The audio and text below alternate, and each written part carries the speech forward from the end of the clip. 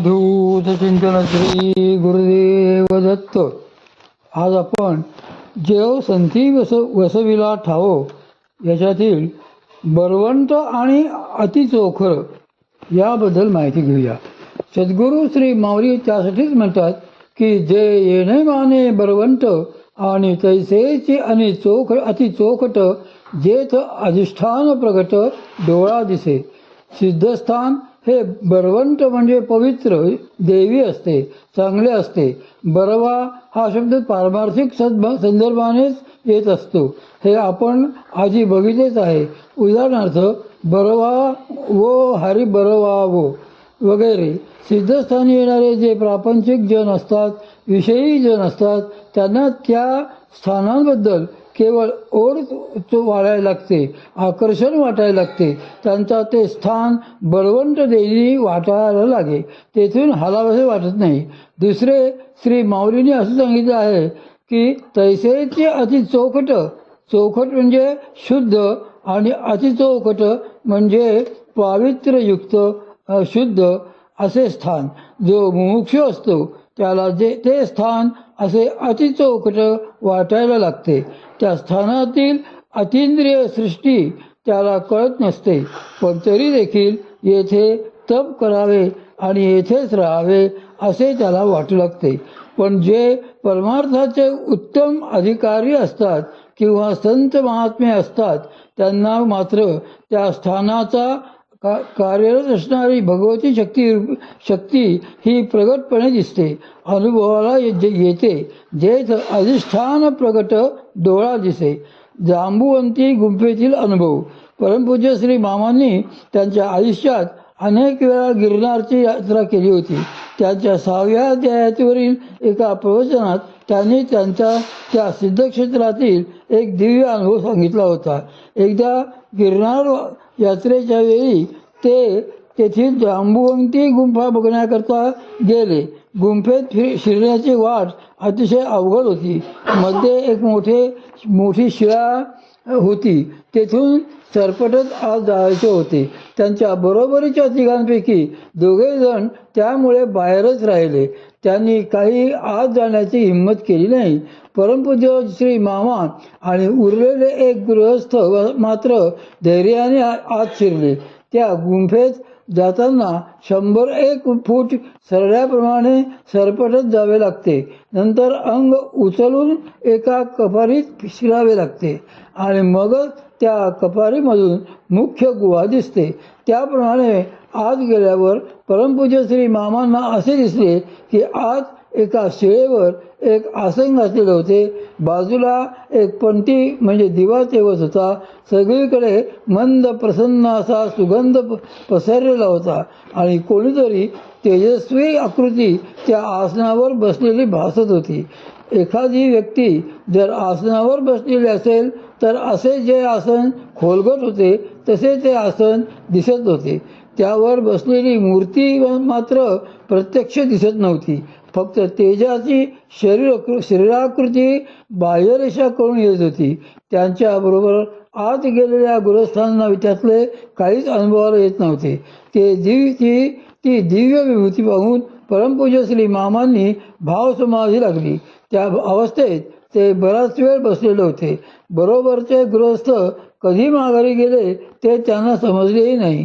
जो श्री माऊली म्हणतात तसे जेथ अधिष्ठान प्रगट डोळा दिसे असा त्यांनाही अनुभव आलेला होता.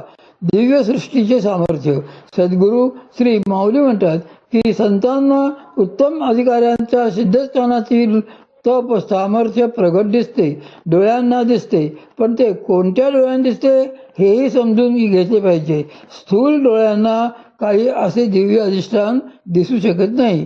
त्यासाठी ज्ञानदेव 3रा नेत्र असला पाहिजे किंवा साधकाचे स्थूल नेत्र तरी शुद्ध असले पाहिजेत. स्थूल नेत्रही साधनेनेच शुद्ध होतात. साधना करता करता एक अवस्था अशी येते की आता माझे नयन नयनी रिगो पाहे, नयना नयनी राहे नयन नयनची. आता माझे स्थूल नेत्र तिसऱ्या नेत्रामध्ये ज्ञाननेत्रामध्ये शिरायला लागले पाहिजे आहेत असे श्री माऊली यातून सांगतात. याचा अर्थ दृष्टी डोळ्यांची पाहण्याची शक्ती त्या तिसऱ्या नयनात स्थिर व्हायला लागते. दृष्टी याप्रमाणे स्थिर होते. तिसरा नेत्र उघडतो व स्थूल दृष्टीच दिव्य होते. मग त्या साधकाला अनायासे अतिंद्रिय सृष्टी दिसायला लागते. दिव्य दृष्टी प्राप्त होईपर्यंत मात्र त्या सृष्टीची अनुभूती येत नसते. ही जी अतिंद्रिय दृष्टी असते, दिव्य दृष्टी असते, तिला संत साहित्यात सुरती असे म्हटले जाते. आपले स्थूल डोळे एखादी वस्तू कशी बघतात, आल्यावर मगच डोळ्यांना ती वस्तू दिसायला लागते.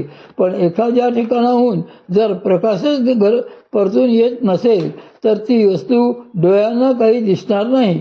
शिवाय डोळे फक्त विशिष्ट प्रकाश लहरीच बघू शकतात. आपल्या डोळ्यांची जी बघण्याची क्षमता असते ती साधी सरळ पद्धतीची असते.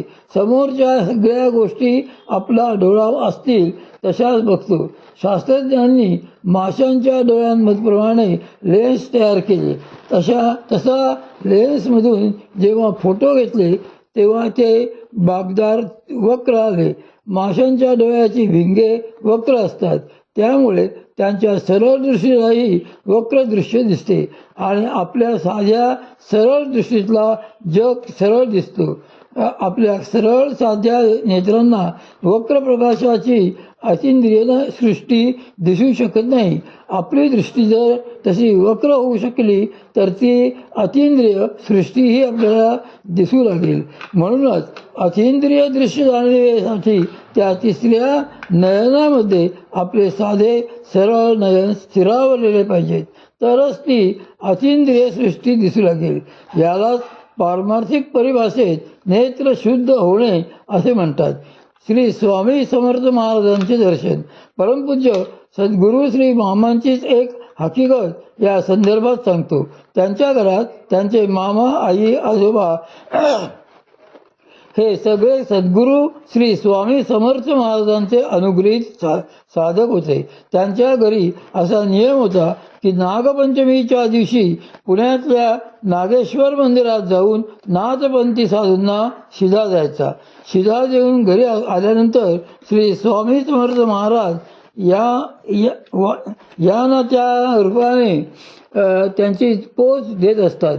त्यांच्या मामांना आणि मातुश्रींना तर त्या दिवशी श्री स्वामी समर्थ महाराजांचे साक्षात दर्शन होत असते.